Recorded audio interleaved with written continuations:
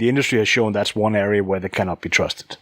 Of course the industry can't be trusted with this stuff. I mean, that's like giving a 5-year-old a unlimited shopping spree in a freaking candy store. What do you think is going to happen?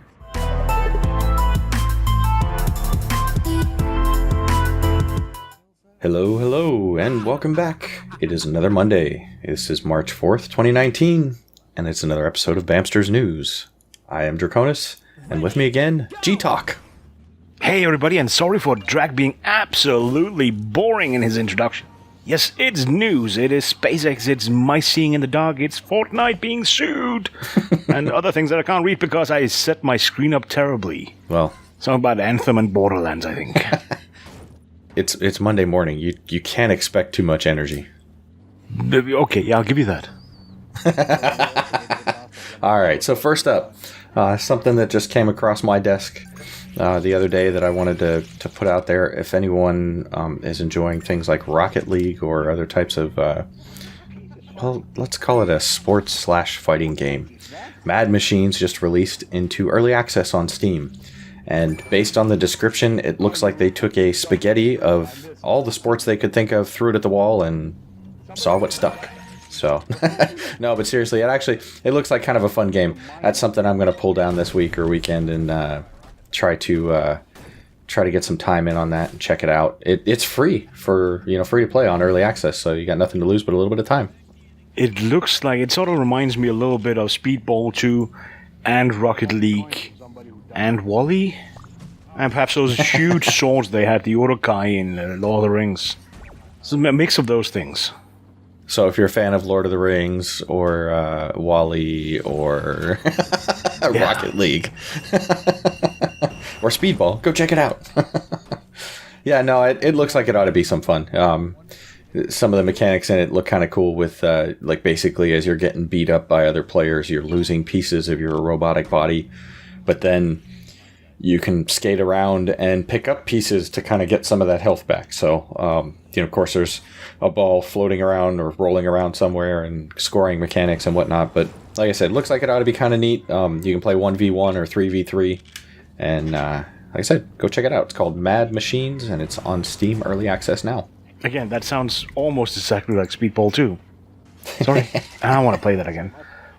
They need to make a modern version. Modern version. Well, I guess if you want to talk about modern technology, you put something on the list here for SpaceX. Yeah, it's just one of those things. It happened, we should probably mention it. Although I assume everybody has heard by now that SpaceX, their crew Capsule, has docked with the International Space Station. And it's a big thing because this is actually the capsule that is meant for people, meant for humans. There were no humans in this time because it was a demo flight. It's not been man-rated, as they call it, over in NASA. And it's also interesting because it did the whole docking itself. Like, it flew up there, it parked itself, it approached, it kind of saw there was an issue, it backed off, approached again, and then docked, what is called a soft docking. Whereas all other times that SpaceX have flown up there, they have kind of docked using the Canadarm. I love that name, Canadarm. It's basically a big arm that just grabs hold of the cargo container and then manually moves it into place. So there's a lot of technology that was proven here that shows that it works. And of course, on board there was a human analog, actually a full-size mannequin with sensors and everything, in a suit, testing what kind of shaking, what kind of G-forces, everything that they need to know to see if a human can withstand it properly and see how it'll be for a human. And then a little plushie, a little Earth plushie with arms and legs and everything, which is a old NASA tradition that you leave one of these things in there because the moment the engine's cut off, it starts to float, right? So it's actually considered a signal to see whether things are floating as they should. And I guess for you, over there in the Trumpistan, you should be happy because, as Trump said, this was a enormous thing that his administration, you call it, did. And it's the first time a US vehicle has docked at the International Space Station since the Space Shuttle Atlantis back in July 2011. This is the guy who's starting up our Space Force. Yeah. Also, all the contracts, everything dates back to Obama. The reason why they're doing it is because of Obama. So, yeah. Wait, but am I the only one when he started talking about Space Force that started thinking about Spaceballs. Actually, my thought went to Space Above and Beyond, but Spaceballs, I can see it, definitely. Oh man, he is Pizza the Hut. Well, I wasn't going there, but okay. No, but remember Pizza the Hut, and then the Crichton-ish thing that was next to him. I can't remember what it's called, the machine thing. Yeah, but I was thinking about how they capitalized on oxygen and things like that. So. Oh yeah, that too. No, it's just I fully see he's Pizza the Hut, and Mike Pence is that robot thing that was Pizza the Hut. Oh man. All right. Well, moving swiftly on then. The next thing is a little bit of technology that I threw in the document this time, just because there's another thing that came across my computer screen I thought was amazing. Now, we've talked about Cyberpunk 2077 a couple times. We're going to talk about it a bunch more times at some point when there's more news. But, you know, one of the things I've always loved about that was the cybernetic stuff, the implants that you can put in. And one of the things I always thought would be cool is if I could get my eyes replaced and, you know, have eyes, or at least one eye anyway, put in that would give me the ability to see at night or to zoom in at far distances and things like that. But what if you could be able to see at night without actually having to replace your eye, without any kind of crazy cybernetics? Apparently some scientists have been doing some testing on mice and have given them an injection of some kind of nanoparticles that has basically given them night vision. And I'd like to know how soon I can sign up for my injection. Well, it's gonna piss you off because it's taking infrared light and changing it to a different frequency, slightly higher frequency, that your eyes can actually perceive. The rods and cones in the back of your eyes are unchanged. The neural pathway back into your brain is unchanged, and your brain is not wired to understand infrared either. It's still understanding it as a red color. So what these mice are seeing is some kind of red color, both the red, but also now infrared, which means you're just getting a whole lot more red. And infrared is everywhere. You're going to be watching like an aura of everything that gets a little bit warm. What they're doing here is interesting, but it has zero practical use because you can't switch it off, and you're just overloading information into a processing set of you that's already in use. Well, it's definitely early stages, but can you imagine if this is something that they could do, you know, refine the technology with the nanoparticles and whatnot at some point in the future, that, you know, you could go through this kind of modification? That would be so cool. There was the so-called biohackers a couple of years back that figured out injecting something from fish. I can't even remember what anymore because I'm doing this from memory. Apologies.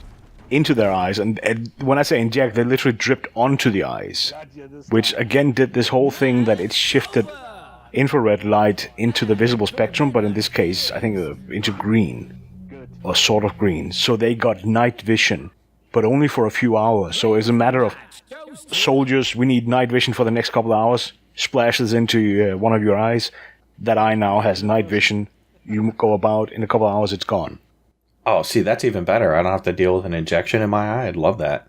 This was literally dripped in, large amounts, but it was dripped in and onto your eye. And it was taken out of fish. It was done with no FDA approval or anything. These were just biologists, as I said, biohackers that had an idea and went, I wonder if this works. Yeah, it works. Awesome. They ran around doing this. They might be blind by now. No idea. Well, yeah, what are the long-term effects? Sure, yeah. Llama Loot Boxes. Apparently Fortnite is being sued now because of the Llama Loot Boxes are being labeled also predatory. So with all the other attention on games and loot boxes and stuff like that, and the amount of money that Epic is already making, they keep bragging about. Yeah, I know, right? Apparently they can afford the lawyers to defend themselves. Yeah. Good on you. So it's... Loot boxes need to be tightly controlled. I'm sorry, but the industry has shown that's one area where they cannot be trusted. Of course the industry can't be trusted with this stuff. I mean, that's like giving a 5-year-old a unlimited shopping spree in a freaking candy store. What do you think is going to happen? They're not responsible enough to handle this stuff on their own. It's just not going to happen. No, but we can sort of correct them. We see that. We see things like BioWare being adult about their stories, and not just being assholes. We see a lot of game companies making sure that they have, not just red-green color blindness options, but a wider range of them. They make sure that they have what is needed for disabled people. They're including a lot of good things that aren't just, commercial priorities, but are, people being good, people remembering we should do this. There are absolutely people in the industry who are quite capable. But the one place where they just consistently aren't is loot boxes and these microtransactions. Again, not everybody. I keep bringing up Digital Extreme. They're doing it correctly, in my opinion. And I'm not the only one with that opinion. But some of them aren't. So if it needs a lawsuit to kind of push them back into place, good. Yeah, may need a little bit more than a lawsuit, but I guess time will tell on that, so. Well, I live in Belgium. Here things are just made illegal. Yeah. Well, you mentioned BioWare a minute ago, and something that came across my desk just this morning that I thought was interesting is at least one player, possibly more, are now being banned for using some of the loot exploits in the game. Now, to be clear, my understanding of this thus far is they're not hacking the game or cheating at the game. It's that they're using an existing exploit within the game to farm loot at a higher rate. Some of the things I know I've seen online with folks is they're talking about going into like one of the strongholds, and you go and you defeat the boss, and then you quit out during the countdown, and then when you load back into the game, you basically are back to fight the boss again, and you can farm that consistently over and over again. That's so that you can pull out masterworks. Now, yeah, but it's not a hack per se. It's taking advantage of the game, the way that the game is programmed. But at least for sure, I'm hearing it's possibly more than one, but I know for sure there was at least one big name streamer, Glad, has been permanently banned from Anthem, basically for using these loot farming methods. So if you're playing Anthem, be careful of things like that. Typically I always advocate you should play the game the way that it was intended anyway, but I get the appeal to, especially if the drop rates kind of suck, I get the appeal to farming things like that. The Destiny Loot Cave was just the game being stupid, right? Remember that one? Yeah, this one is obviously doing something that the game is not meant to allow. It's not how it's meant to be played. It's not a case of, oh, you're having fun and you're doing weird things. No, you're abusing a mechanism that's not meant to be played that way. He should have known, and the fact, if it's a streamer, somebody who can show it to others on his stream, somebody who can influence others to do this, yeah, that person should be banned. I'm fully behind BioWare on this one. This is not up there with like Fallout 76 recently banning somebody for having played 900 hours and therefore having a lot of ammo. This is somebody saying, you're doing it wrong, mate, and you're doing it intentionally wrong in a way that you should know is wrong, and that you should know that we're going to punish you, and you're in a position where you can cause others to do it as well, or induce others to do it as well. You're unhealthy for the environment. Get lost. See, that the one thing I agree with that is the permanent ban. I think that in the instance like this, especially because there is no PvP, there's no competitive nature to the game, so it's not like he's getting a one-up on other players so that he can, kick their ass in PvP. But realistically, I've seen people do this with Destiny too. There are certain strikes and things like that where if you quit out right after you kill the boss before it loads you out, then you load back in, all the loot is still there, and this has been going on for a while now. So it's not like this is something new or some kind of new, exploit. It's just the thing that I think there should have been a warning. If you continue to do this, it could cause a ban. It would have been nice with a warning, yes. Yeah, there should have been a warning before an outright permanent ban. And from what I understand, he's appealed it, so I guess, we'll wait to see what ends up happening with that. But there should have been a warning, and because it's not like he hacked the game. You know, yes, he was using the game in a way that wasn't intended, but he wasn't injecting any kind of code and doing that. And like I said, there's no PvP, there's no competitive thing to this. Yet. We know they keep saying yet. Or they keep saying they don't want to talk about PvP. Yet. It's coming, I'm sorry. Well, and that's fine if it does. Look, Anthem has got a lot of things that it needs to address before they add PvP. And once they do, I can guarantee they're going to have a lot of work to rebalance all these weapons. So, I mean, the thing is, that's what PvP does to any game. It's not that PvP is a horrendous thing. It's just that when you add PvP into a game, you then end up having to rebalance all these weapons, because where they might have been balanced for playing against the computer, now playing against other players, you find that these things are not balanced in a way that makes it fun for people to play with those weapons. That's why you see a lot of games that have a PvP and a PvE side will either have PvP-specific guns, or they will have weapons that have both a PvP and a PvE stat. Their stats are not the same, depending on what mode you play. Well, not enough games do that, though. Oh no, some are trying to make it work in both scenarios and having a nightmare of it.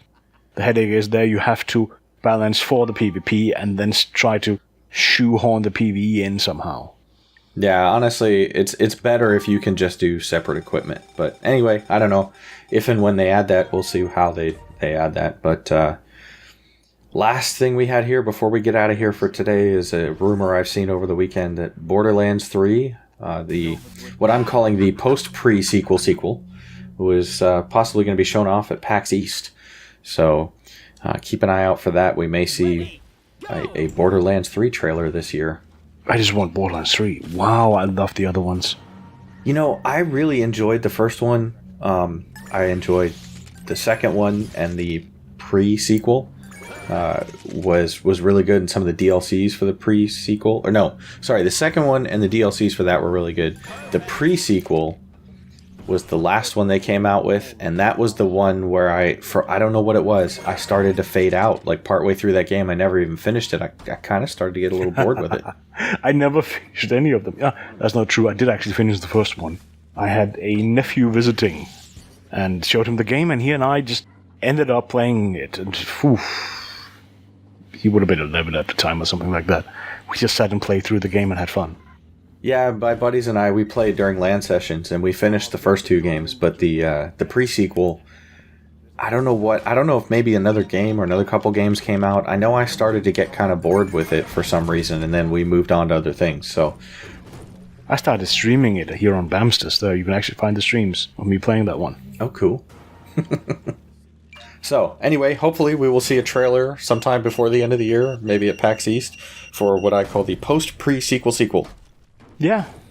Well, if nothing else, we'll have to bring it up in an upcoming game soonish, right? Hopefully. Well, I guess that depends on whether or not it releases this year or next. Yeah.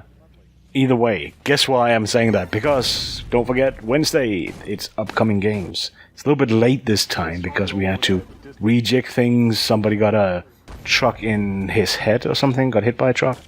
And things just went wrong. So it's a little bit late. It's on Wednesday, so we might mention games that are already out. Don't know. Yeah, it's gonna be it's gonna be like Borderlands when they did the pre-sequel. It's gonna be the already came out upcoming games. Well, it's the 6th, so there'll be games for the. I know there's one for the 7th and so forward. So some will be upcoming.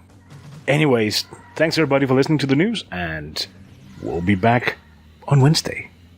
Adios.